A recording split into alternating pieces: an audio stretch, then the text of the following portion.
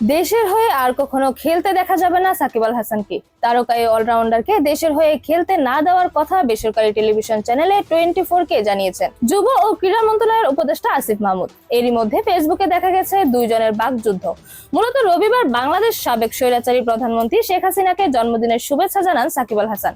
এরপর পাল্টাপাল্টি পোস্ট করেন যুব ও ক্রীড়া উপদেষ্টা আসিফ মাহমুদ ও সাকিব।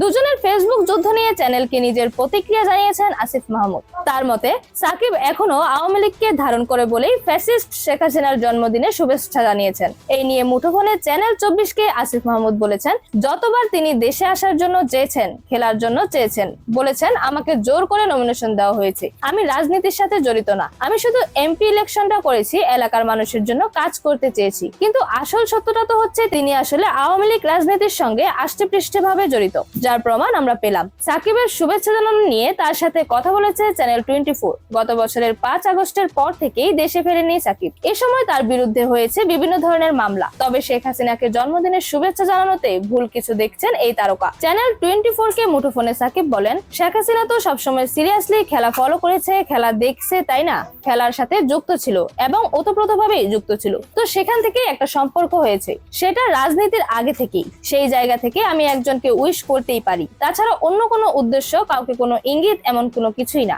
অর্থ পাচার সহ অবৈধ সম্পদ অর্জনের অভিযোগ অনুসন্ধানে নতুন কমিটি গঠন করেছে দুর্নীতি দমন কমিশন। তবে বড় ধাক্কাটা আসতে যাচ্ছে সাকিবের আন্তর্জাতিক ক্যারিয়ারের ক্রিকেটে। ক্রীড়া উপদেষ্টা নিশ্চিত করেছেন, মন্ত্রণালয় থেকে বিসিবিকে আনুষ্ঠানিকভাবে জানানো হবে সাকিব যেন আর কখনো লাল সবুজ জার্সি গায়ে দিতে না পারে। এ প্রসঙ্গে আসিফ মাহমুদ বলেন, তাকে বাংলাদেশের পতাকা বহন করতে দেয়া যাবে না। বাংলাদেশের জার্সির পরিচয় বহন করতে দেয়া, এটা আমার পক্ষে কোনোভাবেই সুযোগ করে দেওয়া সম্ভব না। ইতিপূর্বে এটা আমি বিসিবিকে না বললেও এখনো আমার বোর্ডের প্রতি স্পষ্ট নির্দেশনা থাকবে। সাকিব আল হাসান আর কখনো বাংলাদেশ টিমে খেলতে পারবেন না। এরকমই আরো নতুন নতুন খেলার আপডেট পেতে অবশ্যই চ্যানেলটি সাবস্ক্রাইব করে রাখুন। ধন্যবাদ। Flavours news.